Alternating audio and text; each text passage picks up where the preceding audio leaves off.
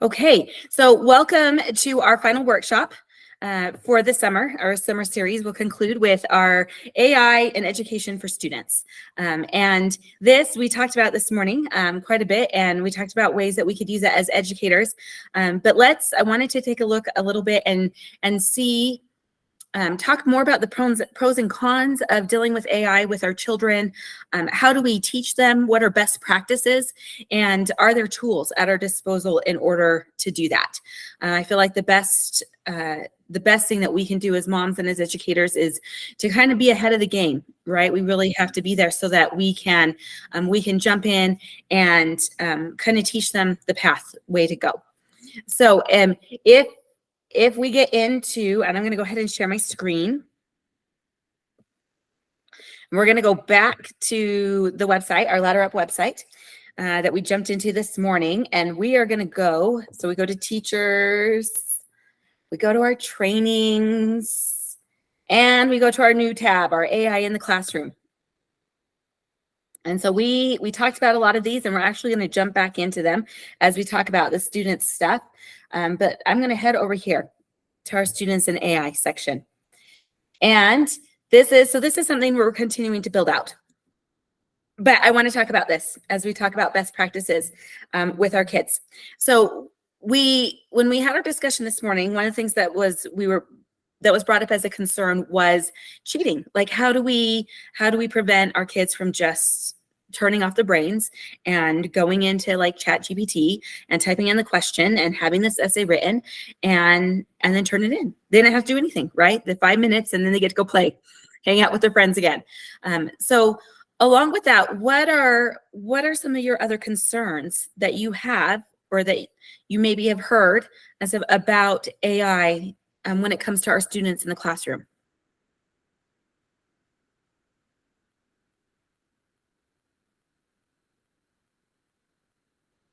I have no clue. Maybe they won't develop the skills we want them to. It's not that they're just cheating, but they won't maybe develop those skills. Yeah. So, and a lot of the concerns fall around that. And again, sometimes we don't know what we don't know, right? And so as I started listening and researching and diving into a couple of different workshops, and I was really interested to see what some of the concerns were. My mom is a public school teacher, and so she has dived into this as well. And there are a couple things that I think are valid concerns. Teachers are worried about the accessibility. Right? Because as we get these tools, how does that work if you live in a rural community without a lot of access, or your inner city? Does it then create an unfair playing field? Does it continue to increase the gap of that playing field that we sometimes refer to in education?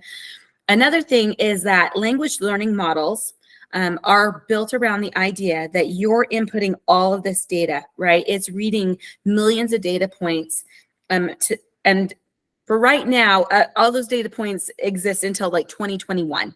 So anything that you want after 2021, these language learning models are not going to be able to give you. So there's a cutoff date. But some teachers are really concerned that those data sets are going to leave some groups out. That the way that the information was compiled and collated and over all of these years and whatever is inherently going to show bias towards some groups over another. And they've been able to prove that in some instances. And so there is a valid concern there, and then the discussion becomes, well, how do you work around that? And I don't know that for any of these questions that there are super great answers, simply because we are on the leading cusp of all of this technology just coming down. But there are some things that we can worry about and that we can talk about. One of the biggest things that I got out of, there's a podcast I really like to listen to. I'm actually going to link it in this site, hopefully in the next couple of days.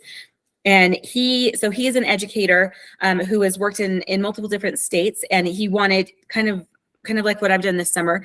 He wanted to get a sense of what was happening in the AI world and how that affected education. And so he really started from the get-go, and we're like on week 25 now. And every week he talks about the new latest and greatest. and there's new updates coming so fast that every week he has a lot to talk about.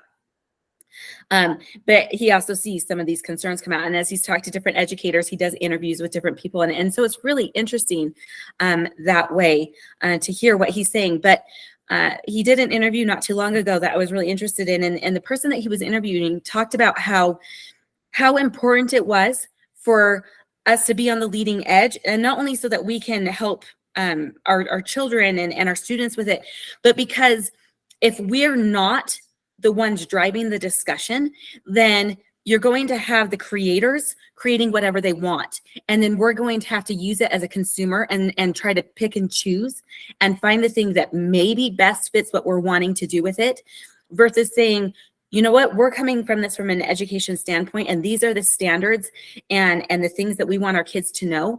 And we want to drive the conversation for what should be created. And I thought that was a really interesting take that I hadn't really considered up until that point. So maybe something to think about as you begin to hear, and it's the buzzword everywhere. But it's important, I think, that if we get into this and we're utilizing it quite a bit, that we begin to insert ourselves into some of those conversations where we're not just trying to pick and choose from whatever content creators have decided to throw at us, but rather we're driving to say, this is what we want and what we need. And we think these are standards that should be put in place in order to protect our kids as you're doing that. So let's see you create it this way. And I think that that's a great idea as if to kind of base ourselves off. So when we talk about ethical use and unethical use, I love this, this particular image with the generative AI for schoolwork. And I love that it breaks it down into, let's see, well, let's see if I can do this.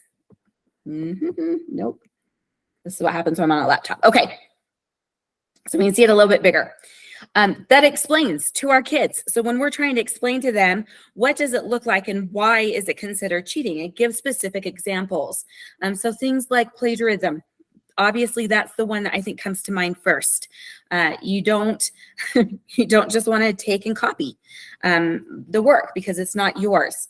I thought a couple of these other ones were really interesting though. So assignment outsourcing, where we create assignments or projects without any personal input or understanding, and how that's considered academic dishonesty. So it's the same as somebody else creating the work for you and claiming it as your own. And then again, with the misrepresenting abilities. Now, this is one of the ways that teachers are using right now. So if you use, for instance, a language learning model like ChatGPT, which is the most common one that kids tend to use and exploit, they will turn it in. And teachers can try to run it through. There's several programs now where you can run the essay or the assignment through and say, was this created by AI? And the results are still kind of hit and miss. But they say one of the biggest things that you can do is just checking what is in the essay. Most of the time, you know your students best, right? And if you have seen their work and you kind of know the tone that they speak in, you kind of know where their level is at on understanding as you go through discussions with them. If you're reading an essay that all of a sudden is way more in depth than you thought their knowledge level was, or the tone is completely different, they're a very casual person and their tone is very formal. Maybe they're using AI to change the tone like we saw in Goblin this morning, but more likely, they're using AI to create their document, and it needs to be looked at. So it's the same as copying somebody else's work, right? You're cheating because you don't understand the information. You're cheating off of somebody else's in order to get that information. Kristen. On the Google Classroom, it has that plagiarism check thing, and that's happened to me with some of my students because they watch a video in Spanish and then they have to say what it's about. But I was able to see that they had just copied and pasted from a website that explained it in English. And I was like, yeah. Oh, wow. But it's tricky because some of the students, I couldn't tell for sure if they had copied and pasted or just if the explanation was similar enough, so I see what you're saying. Like it's a little bit tricky with the AI is not perfect. But yes. The question I had actually is the assignment outsourcing. Like we're kind of going to do that as teachers, do we need to source that we're making our assignments from an AI source? Cite that, I mean? It's always good practice to cite your sources, just in general. And so when we put it up, like for instance, both of my things here have this the site in which I source this material, the graphic. And that's just good practice across the board. I think more often than not, we're in a place where people just want to pull images and music and graphics and whatever. So my personal opinion would be that yes, if you're creating a worksheet, at the bottom, I would just always have it cited that this was created on this. There are new MLA citations for AI work. And so you can show your students, if you're teaching your students how to do that and they're using that to reference something where they had to look up a prompt or something, use prompts in their assignment, then there are actually ways that you can cite that work using your regular like MLA, your standard citation formats. And that includes the source in which they put in the prompt and then the actual prompt itself that they typed into the engine. Kika. Okay, so what about, let me just tell you what I did this afternoon. So I put in a question like, what is the health triangle? And it gave me a lesson plan, right? And I don't need the whole lesson plan because this is just a very small portion of a lesson I've already created, but it told me to like make a Jamboard. So I made a Jamboard, which I don't feel like I would need to cite them telling me to do that. But then like it gave me a list of like some questions I could ask the students after we do the Jamboard. So then if I'm just reading those questions aloud, I don't need to give them credit for coming up with those questions, do I, right? Like it's just something that would be printed that you're citing? Yeah, I would focus more on that. We don't, Okay. we gain our information, everything that we do, we gain from something else, right? Whether it was a teacher who told us or whether we read something, or whether, so a lot of that stuff just exists naturally and stuff. And you build out and it asks you questions. You're like, great, those are my questions I need to do. Now, if I'm doing a whole series of worksheets and stuff, and I'm just taking like the almanac and I'm creating this whole series of worksheets, at the bottom of my worksheet, I'm probably going to say, you know what, I created them, but I used it using this resource. Okay. And I might just put the website at the very bottom. So yes, yep. I wouldn't worry about like constantly being like, oh, I created this on here, and no, you don't need to worry about that. So, and it's so funny because we live in a society, right, where we're so careful with our students, but then we put that same standard on ourselves. We've already gone through the education. We know the content, or we're having to study the content. I'm not assuming that I'm blindly going into British Lit, that I have never read a novel and I don't know how to write an essay. I know how to do all of those things. It is not cheating for me to say, I have this much time and I need you to build out this information for me so that I don't have to use my brain power to do this, right? But then as the teacher, I'm going to run back through it because I've already studied that and know the information to be like, oh, nope, that question did not belong in Pride and Prejudice. I don't know why it's coming up with that.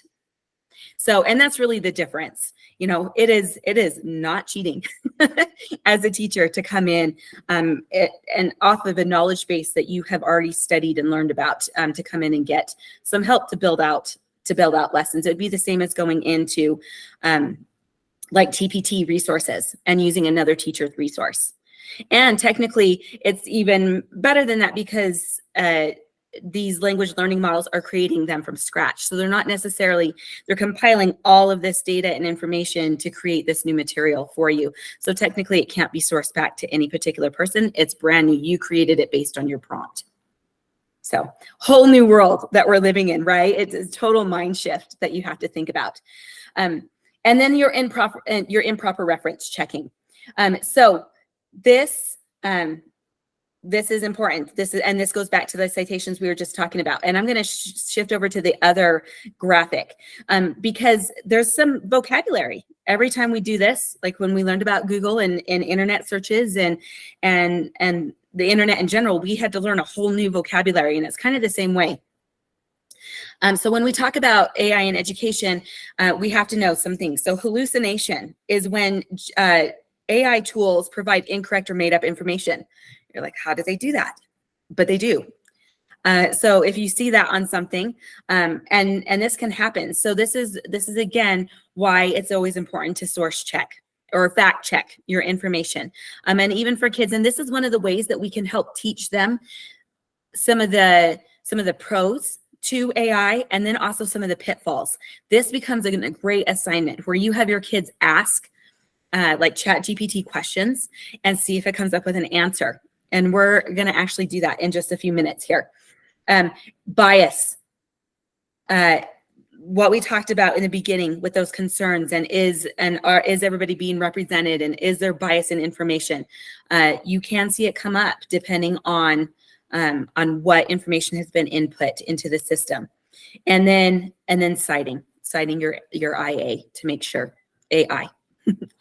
AI. And I love this flow chart because students can take a quick look at it and say, oh, okay, am I good? Wait, no, that's not going to work. But not only does it just give them a simple yes, but it says, oh, okay, I need to follow some other steps. Am I okay? A lot of schools right now, public schools, have banned the use of AI in the classroom just because it is so new, and teachers are working so hard to try to keep up with the code of ethics, right? Some do, some don't.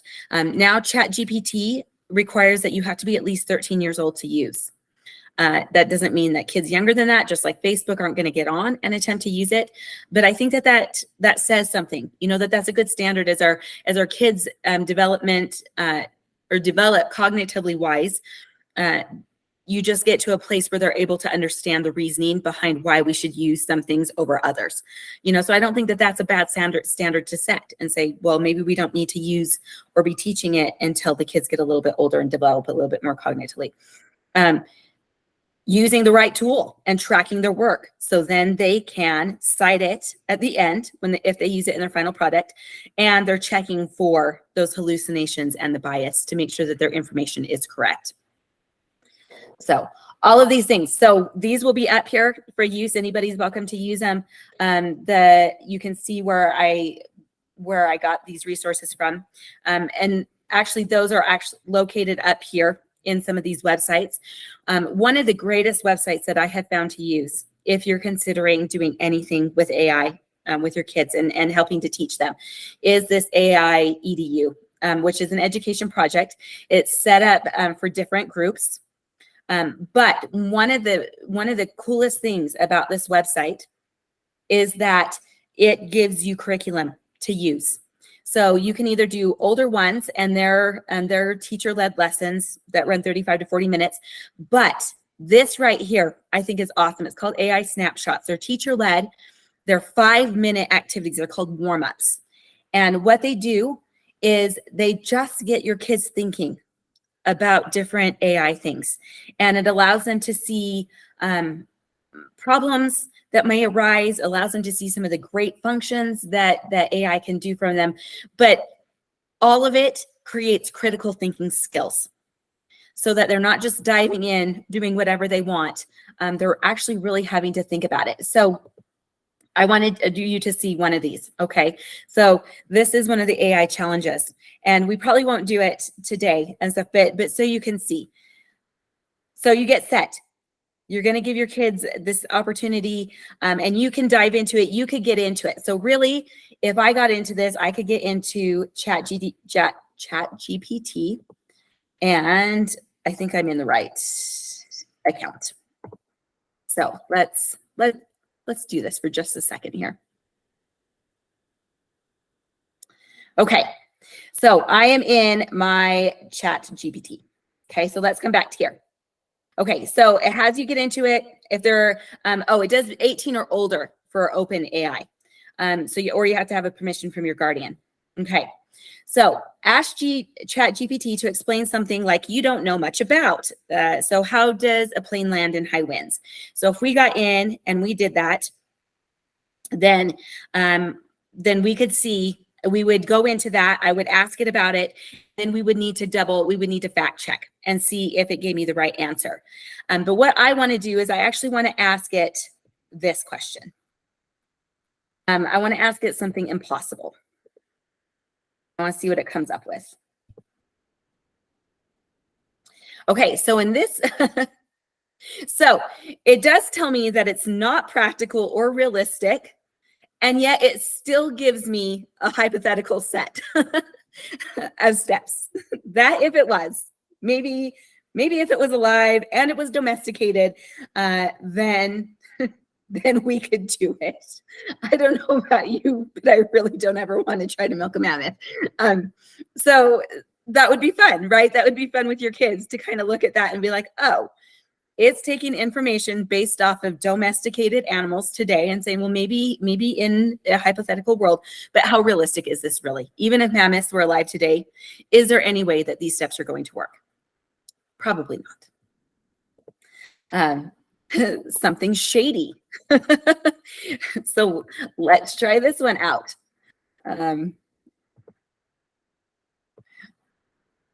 Write an email to my boss telling him he's doing a horrible job.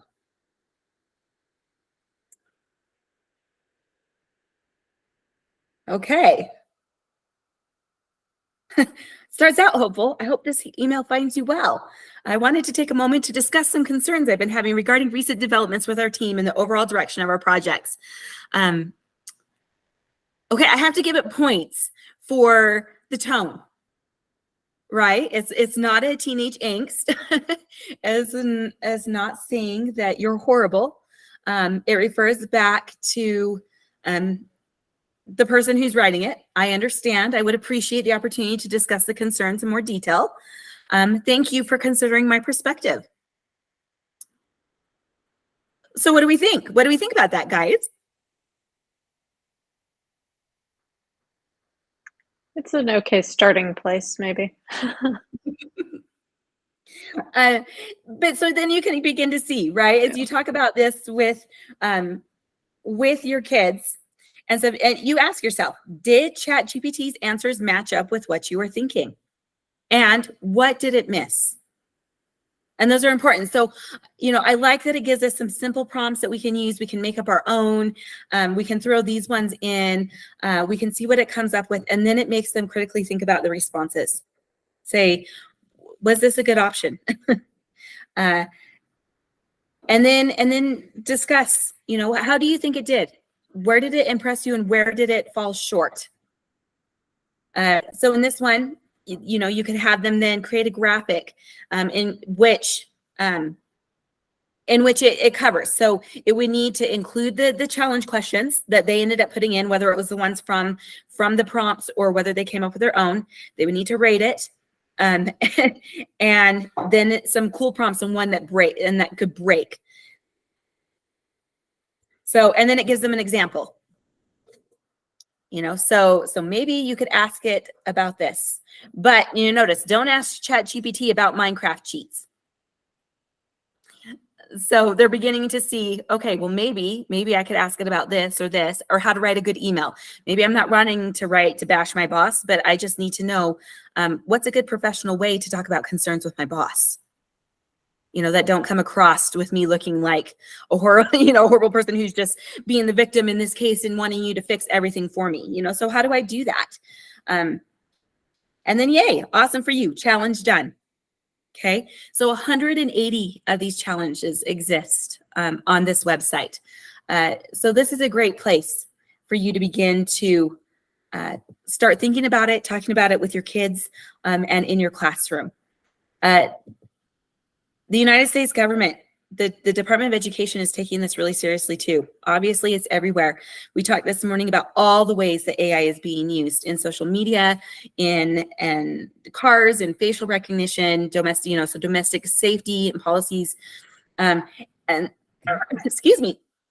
So they have come up with their website and they are actively seeking out information and then trying to get information out to the public as well. So you can learn more on the Department of Education to see what our national government is doing.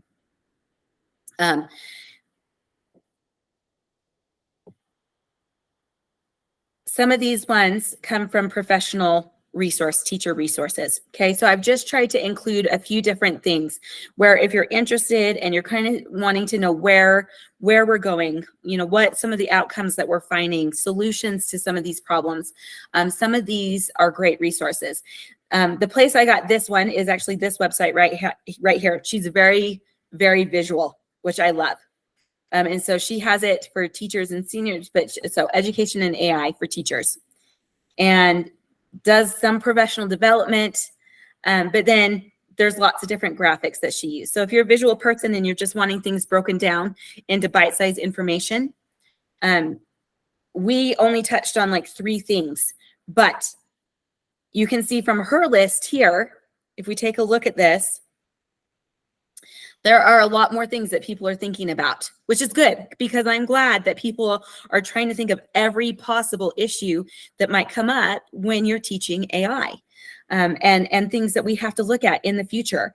Risk of literacy dropping because kids no longer have to read. They can type into the AI and say, give me a brief summary, tell me a summary, and they can have it read aloud to them. Relying too much on it, not understanding its limitations, so it misusing information. The age level, we did mention that one. If it's a distraction in class or it's not aligning with the current curriculum. One that we didn't talk about that I have heard quite a bit is data privacy. In a world of AI, where all this information is being collected, and if you're using it in a school setting, what kind of information are you having to input into it, and how is your privacy being protected as you're putting in that information? So definite concerns. Now, on the flip side of that, you can see lots of great things. Increased efficiency and feedback, skills taught regarding that may be transferable into future work environments, because this isn't going to go away. It's already infiltrating almost every type of job out there in one way or another. For better or for ill. There was a case, one of the other articles I just read talked about how chatbots are replacing the hotline for not mental health illnesses. What is the word I'm thinking of? Body. Like anorexia and bulimia. My mind just went totally blank. Eating disorders. Thank you. Eating disorders. So there is a hotline that you can normally call and to speak to somebody if that's an issue you're dealing with. And unfortunately, there a lack of resources there, right? And so they filled a ton of phone calls. They don't have the people in place to do that. And those who are in it are upset that they're not getting enough. And so they were trying to unionize. And so this national hotline decided to turn to chatbots instead. They're back and forth, right? If it's something where the resources are not there, do you turn to something like this to fill in that gap? But in the meantime, what does that do in terms of empathy and speaking to a person versus someone who just is pretending? This AI bot, this robot that's pretending to be a person. So there's always back and forth on a lot of these. Allows for increased understanding in topics. One of the other things, is anybody familiar with CK12? So CK12 is a kind of like Khan Academy. It's a foundation. They have a ton of free online textbooks. They have classes built out, but they are the first that I've seen this on that's free, because Khan Academy is now offering an AI tutor, but you get to pay $100 fee a year, or $9 or like $9.99 a month. It's a donation, but it's required. So I don't know why they call it that. But CK12 does not do that. And so they actually have an AI tutor built into it now that you can ask questions, but it has some standards set in place. So if you ask, like I was using it like a teacher and I was asking it to do a couple things for me, and it said, you do not have the ability to do that. Like that would be cheating. It tells them, I cannot do that for you. That would take away all your learning. So you can do this or this and reframe out different things. And I can help you with this part, but you need to do this part, which I love. And this is the first I've seen of this particular idea, and especially that's a free one. And I like the standards that have been set in place. So kids who are interest-based in their knowledge and they're just wanting to find out more, kind of like this fantastic encyclopedia at their fingertips. It can clarify things, it can help guide them through things, but it's not going to solve their work for them. So this is maybe a resource that you'll want to look into for your kids in the future as a way of kind of bridging that gap. Yes, thanks, Kika. I'll put this recording up when we're done. Kristen. Okay, so does the tutor use the website to teach, or is it just an AI chatbot kind of thing where you can ask it things that would not be on the CK12 website? Yes, so language learning models, they're created to gather information from open source data, which is basically everything that's out there. So it may pull information up that's not necessarily from the CK12 website, but should have some of those. Like ChatGPT, you could really ask anything, and I would be kind of hesitant, like what are kids going to start asking?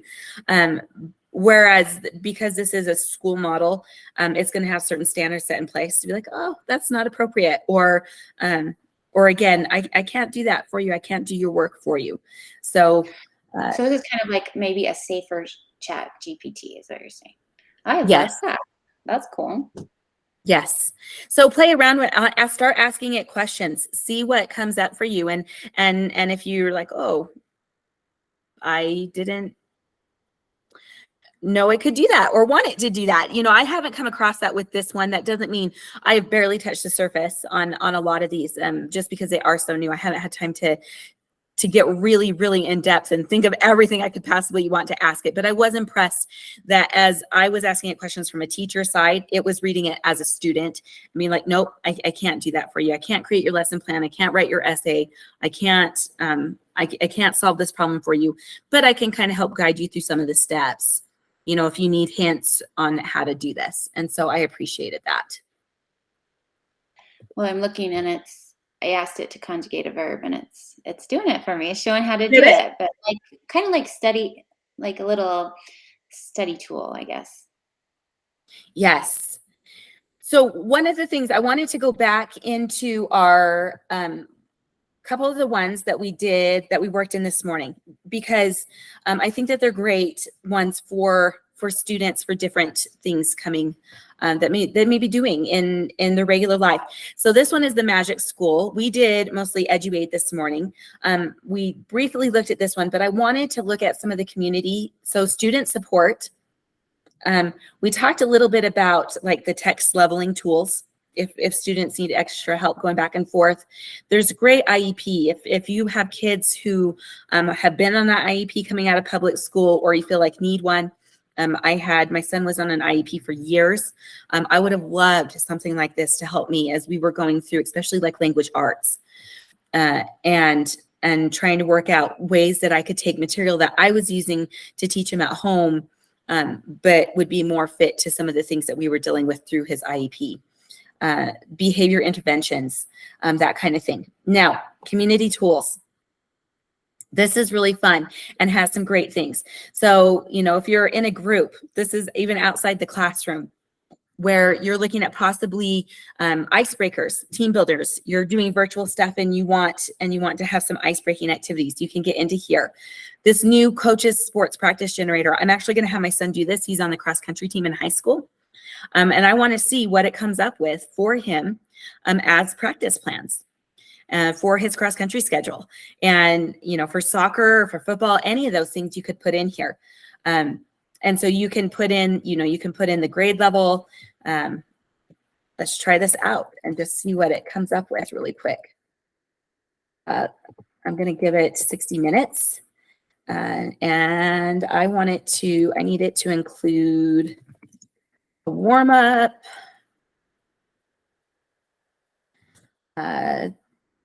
What would we call the main exercise? Do I just say main exercise? I don't know. And cool down. Workout, maybe workout. Oh, thank you. That's a better way of putting it. And one of the things that I have found as you work AI, prompts makes such a big difference. So when you're in things like ChatGPT, the more specific that you can get, the better off you will be. A lot of these things, when you're creating lesson plans, will even ask you about like interests of your kids. So if I'm teaching my kids and I say, you know, they love to read, they're a diverse group of living across the nation, they love to travel, you know, things like homeschoolers, then it actually, some of my plans will base it around some of those interests, which I think is fantastic as well. So, but it makes a difference when I say, I am a CLEP British literature teacher teaching grades 11 and 12. I want you to write a lesson plan for my students on this with these standards who like this and this and this. So you can get as detailed as you want. And if it doesn't come up with the right thing, continue to keep asking it more and more, and it will build on it. So, okay, our practice plan. Ooh. Introduce a time distance to run to build endurance. 20-minute run at a moderate pace. Focus on maintaining a steady rhythm. Interval training. Some sprints, recovery, and hill repeats. And then we do our cool down. Interesting. And I like at the bottom, ensure that your students are wearing appropriate running gear, running shoes, and clothing. So, you know, and we have the option to shorten our text length, to we can, so the translate, do you see that translate button at the bottom, Kristen? That's where you could translate anything. So if you put in a reading passages and passage you wanted to translate into Spanish, I'm guessing that's where you would do that right there. So, but so that's kind of neat. That's kind of a fun tool. This, where am I at? Okay, I'm going to go back to community tools because we have had a lot of teachers and parents within our co-op talk a lot about SAT and ACT practice. And I know your kids aren't quite there, Kristen. My kids are there. We're in the midst of ACT testing. We actually have to do it again in October. So I love this option on Magic School AI, but for my students, for my kids, where they have generators, practice test generators to give them questions, to look at passages, to look at different types of math skills. When you get in here, you can look at the different types of math that are tested, and, you know, ask it to generate 5 questions, or you can change the number of questions, and it will bring up these things. And then at the bottom, it will give you your answer key. So then, you know, you can have your kids go through that. You can make sure that they're understanding things. And then if they're not, then you can focus. You can go back into some of the other programs and say, hey, my child's struggling with this. Create a lesson for me on this and this concept. So you can see how it kind of builds so that you can really hit those gaps where your kids might be missing information, those knowledge gaps. And Magic School is one of the only ones that I've seen that offers some of this for the ACT, their SAT. And so I think that that's a really great option in there. I have not tried this one. That's under the community tools. Is that what you're under? Yes. So that's under the, and really if you go to all, it's going to come up in that whole long list. Sometimes it's just easier to break it out. So in the communication, that's where you have your syllabus generator. Maybe you're wanting to email a professional email to all of, a lot of us have done that already, right? We've already tried to send out emails to all of the parents in our classrooms to say, hey, this is what you need. This is what our standards are. This is my syllabus. There are tools that you can do to do that. And then on the flip side, I have a lot of seniors in my class this year. I would not be surprised if at some point I get asked for a letter of recommendation, just because I'm one of the core teachers as they head to college and they're writing out lots and lots of applications. So as a teacher, that's a great tool for me to look at and to just be aware of. But there's proofreader tools in here, which are great for students and for teachers alike. Summarizer tools, translator tools, take any text and translate it into any language instantly. I think we should try this while we have you here for Spanish. So let's what's an easy one? Give me a passage from the Bible. Okay.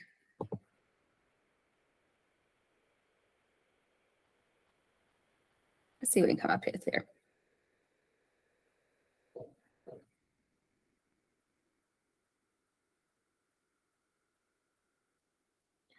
I should have just gone to LBS Tools is what I should have done, because now I would just have, right?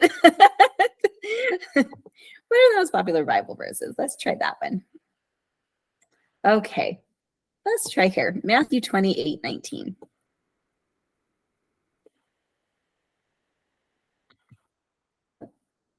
Copy that over. Now I have to remember where I'm at. Okay. I don't need Women's Day. Okay. And I want to try to translate into Spanish. I'm not going to lie, I don't speak Spanish. So you're going to have to help me out here, Kristen. Well, so when it translates it, is it actually going to all the open sources and just finding it where it's been translated already? Because isn't that what you said, that it searches all the open sources? So open sources, yeah. So it creates it, but then part of what AI does is that it learns from that. So it's saying, okay, you have given me all this information, so I'm going to take all of that and I'm going to synthesize it into this answer for this, which is why sometimes you get the hallucinations, right? What we consider where it's making up material. Air and thinking. Okay, so let's see. Yeah, that's great. Translate it better than I would have. So, great tools when we're thinking about how do we let our students use this, but then how do we teach them at the same time that one, they would need, if they did something like this, they would need to cite it. And maybe for some of the projects I've seen, one of the projects I would love to try with my kids is that you actually give them 3 different AI engines and you have them write out a specific prompt for an essay, and you have it write out the essay. And then they actually have to compare and contrast those 3 essays to see if they're good, if, does it follow, you give them the rubric, just like you would as a teacher to grade, you give them the rubric to then look at and compare these different essays and say, oh, this is where it did a really great job. And this is where it totally failed. But if they've read the novel and they would have written their own essay anyway, it's a way to get them critically thinking about what's being created. That's interesting. Yeah. So just kind of flipping the ideas backwards, which I think is always a great thing to do. But anything that we can do to get them to think about it as a critical thinking tool rather than a take this off my back and solve it for me kind of tool is what we're trying to do in the end. So that's where we sit right now. I would love if you do end up using any of them in your classroom. I would love feedback to hear how it went. I will be continuing to build out this page and kind of the AI section in general. So some of the workshops that I've taken, I will post information to that. I will post information to a couple of the podcasts that I like to listen to that deal with AI in education. And then if I find, like I was talking about with prompts. So one of the big things right now, there are hundreds of options, but there are some that are better than others. So I may put up some prompt graphics where people have inserted already some really great prompts that you can use to test out. And then you can get an idea of what works best. What do I really need to tell the AI in order to get the answer that I want? Because I can go really, really basic. Like in ChatGPT, I could go as simple as write out a lesson for me or a lesson plan for me on Beowulf, and it would do it. And it would probably do a pretty good job. But the more information that I give it, the better off I'm going to be. Again, going back to what kind of teacher am I? What level am I teaching at? What specific things are there themes in Beowulf? Am I looking at literary devices? Am I looking for a lesson on literary devices? Am I trying to match some sort of state standards? Those are the key to getting the information that you want. And we'll go ahead and get some of those put up on websites so that we can all kind of learn and grow together. But really, I would love feedback as we go through some of this, and things that you might want to see or questions that you might have that then I can post to the group. So with that, I'll let you get back to your afternoon. Is there any questions that you had for me, Kristen? I had a question. We kind of touched on this earlier, but I often am searching for videos that have easy conversations in Spanish or what. And we all talked about how we have so many videos that we preview beforehand. But is there a way to use AI to do a search, or is that just like a search engine? Like, I would love to put in, find me 10 videos that are fun, engaging, and use beginning Spanish.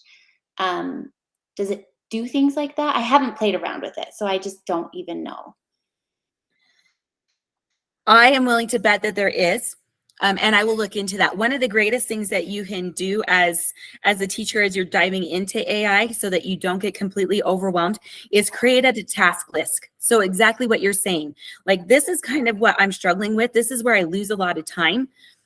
Are there tools out there for me that do that? And then you can either search for those specific tools, or you can ask somebody like me, whose job it is to try to find some of those things, and I can help you find them. So I will look into that for you, because I have seen, I'm trying to think, was it a couple of days ago, I ran into something that might be what you're looking for. I will go back through my notes and see if I can find it. And then I'll let you know. I'll look for it too. But I'm wondering, I guess in the future that it will be able to like create videos for us too, and things like right it now. Can, and there right? are things that do that. You know, you can create songs, you can create videos, you can create podcasts. I mean, really, AI can do a lot for you. And I do think that that's taking out some of the human aspect. And I think that's where people who are on the edge, who are just like trying to make money as fast as they can, you see that a lot on Instagram. Like, oh, you know, I'm doing this and it's making me so much money. And I have to think, oh, are you sitting down to think about what it is that you're doing? Have you really gone through all the ramifications? Are you sure that, so I get a little leery when I see things like that, you know, and people are like, oh, let me show you how to make all of this money. And all you do is type it into here and it comes up and you just have to throw it out there and then people will pay you. That's not the type of information I'm going for. It's not what I'm looking for. And it's not what I want my kids to do either. So I'm hoping that we're going to set up some guidelines in my own family as we dive into this, that will hopefully help them see past some of the, you know, easy money and just put out whatever, you know, because I feel like that feels a lot like when we're on the internet and, you know, and they're just getting you to click on their ads and stuff. And you watch some of those TikTok videos and it's not the truth. They're selling some sort of drink or magic diet pill or whatever. And it's not true, but they're selling it to you like it is because they're looking to gain money. And I think that right now we're seeing a lot of that happen with some of this new stuff coming out. But there's also a lot more in-depth stuff and things that are going to be put in place from a national and international level, from governments that are going to have to create standards. You know, so artists, like music artists whose stuff is being used and manipulated and copied over and over again for different things, understandably, they're pretty upset about that. And so guidelines on some of that. The European Union right now is really concerned about the sourcing of some of this information, and is it sourced well, and is it because it's compiling from all of this stuff technically to create new stuff, but it's not citing back to any of that. Is it taking their work and plagiarizing it? You know, so there are lots of those questions that are still being worked out, and you may see where European Union puts in stricter bans than like the United States does. It'll be interesting to see how they play out with that. But yeah, interesting. Well, this is so exciting. Thank you, Jamie. You got my feet wet, and I'm ready to jump in. So this is exciting. That's perfect. That's what we hope for. Okay.